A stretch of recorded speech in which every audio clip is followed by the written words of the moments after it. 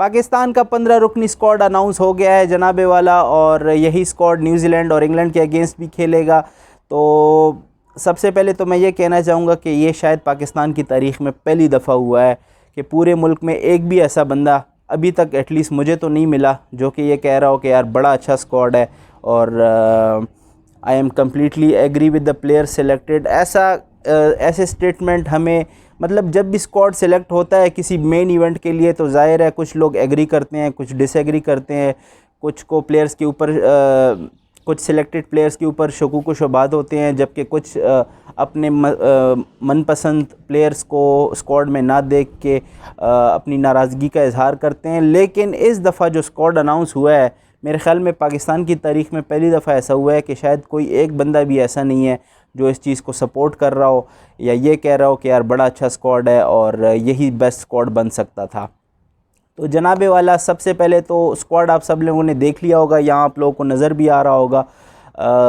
जो players select हुए हैं उनके बारे में तो बात करना मेरे ख्याल में बाद में बात करते हैं, लेकिन सबसे पहले उन प्लेयर्स के बारे में बात करते हैं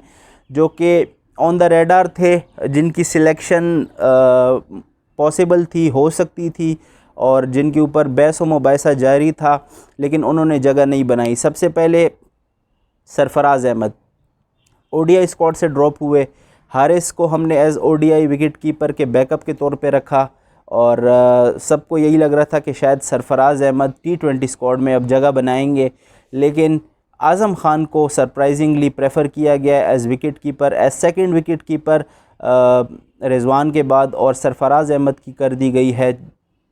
मेरे ख़्याल से हमेशा के लिए उनकी छुट्टी कर दी गई है फ़िलहाल के लिए। तो ऐसा ही साबित होता है, ऐसा ही नज़र आता है। जो मैनेजमेंट सरफराज अहमद को कप्तानी से हटाकर पावर में आई थी, वो मैनेजमेंट भी एक्चुअली फ़ारिग हो गई है। मेरे लिए पर्सनली ज़्यादा शॉकिंग ये बात नहीं है कि बड़े बड़े प्लेयर्स इस स्क्वाड में इग्नोर कर दिए गए हैं। मेरे लिए ज़्यादा शॉकिंग बात यह है कि स्क्वाड सेलेक्ट होने के 1-2 घंटे बाद ही मैनेजमेंट का रेजिग्नेशन आ जाता है और मिसबा और वकार भाई दोनों कहते हैं कि यार हम लोगों ने बड़ा सोचा और मेरे ख़्याल से ये राइट टाइम तो नहीं है, लेकिन हम लोग छोड़ना चाहते हैं, तो उन्होंने छोड़ दिया। बेसिकली छोड़ा तो नहीं है, ये हम सबको भी पता है कि उनको रेजिग्नेशन उनसे लिया गया है और मालूम तो ऐसे ही होता है। बाकी अल्लाह मालिक है, अल्लाह को पता होगा कि क्या हुआ है क्या नहीं हुआ, लेकिन जो सोर्सेज बताते हैं, जो हालात चल रहे हैं, जो सिचुएशन से थोड़ा बहुत हम एनालाइज कर लेते हैं, वो ऐसा ही लगता है कि रमीज़ राजा के चेयरमैन अनाउंस होते ही इन दोनों का पर्टिकुलरली मिसबा उल हक़ का जो है वो टीम के साथ रहना थोड़ा मुश्किल था। तो अब वर्ल्ड कप से फ़ौरन पहले तकरीबन 1 महीने से भी, मतलब कि 1 महीना या 2 महीने आप लगा लें मैक्सिमम वर्ल्ड कप में रह गए हैं, उससे पहले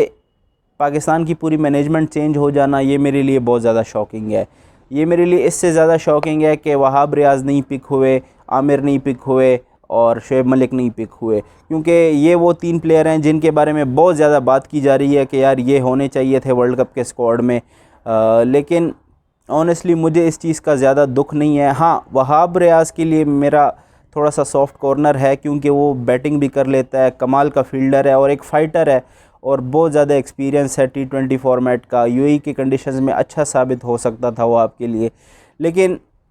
हमने प्रेफर किया हारिस रऊफ़ को, मोहम्मद हसनैन को, वसीम जूनियर को, और जिस चीज़ के बारे में लोग ज़्यादा बात नहीं करें वो ये है कि फ़हीम अशरफ भी ड्रॉप हो गए हैं जी वर्ल्ड कप के स्क्वाड से, और ऐसा लगता है कि फॉर्मेट आइडेंटिफाई हो गया है कि कौन से फॉर्मेट में हमने फ़हीम को खिलाना है और कौन से में नहीं खिलाना। ये मेरे ख़्याल में एक खुशाइंद बात है कि हमने वसीम जूनियर को रिटेन किया है और फ़हीम अशरफ को ड्रॉप किया है, क्योंकि T20 में वो किसी भी सूरत ऑलराउंडर की स्लॉट को जस्टिफाई नहीं कर रहे थे। इमाद वसीम, थैंक गॉड कि उनको नहीं ड्रॉप किया गया,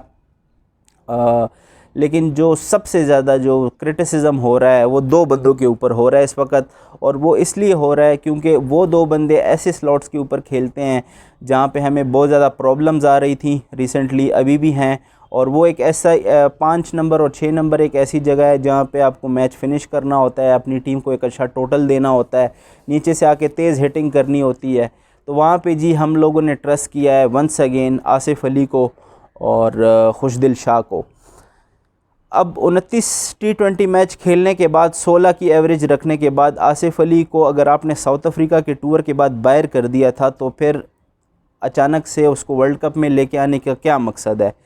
तो इसके पीछे जो अजीब अजीब लॉजिक्स दिए जा रहे हैं कि और किसी ने स्कोर नहीं किया तो इसलिए हम वापस ले आए। खुशदिल शाह जस्ट 9 मैचेस T20 उन्होंने खेले हैं, उसमें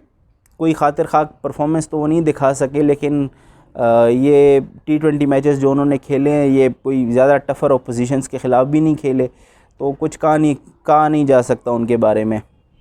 लेकिन ये है कि डोमेस्टिक में वो छक्के मारने के लिए और बड़े तेज़ स्ट्राइक रेट से खेलने के लिए मशहूर हैं।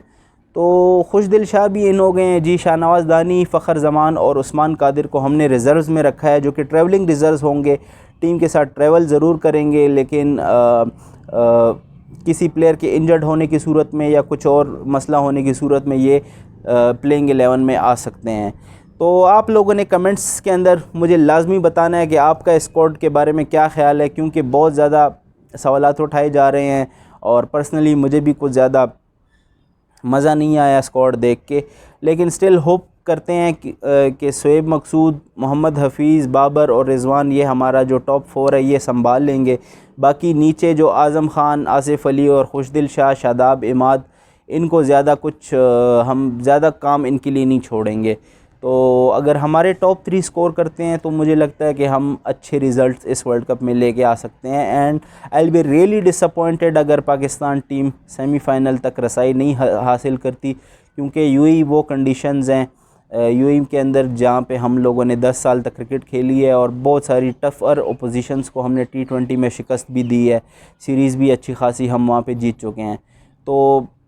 आई होप कि पाकिस्तान अच्छा परफॉर्म करे वर्ल्ड कप में, लेकिन कहीं से भी मैं ये कहने के हक़ में नहीं हूँ कि यह पाकिस्तान का बेस्ट स्क्वाड है और इससे अच्छी सिलेक्शन नहीं हो सकती थी। सो आप कमेंट्स के अंदर मुझे बताइए कि क्या आप समझते हैं स्क्वाड के बारे में, किसको होना चाहिए था, किसको नहीं होना चाहिए था,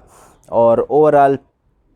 जो स्क्वाड है उसके हवाले से आपके क्या तासुरात हैं। तो कमेंट्स में बताइए और इंशाल्लाह नेक्स्ट वीडियो में आपसे जल्दी मुलाकात करेंगे। इजाज़त दीजिए, सब्सक्राइब कर दें हमारे चैनल को। अल्लाह हाफ़िज़ एंड पाकिस्तान ज़िंदाबाद।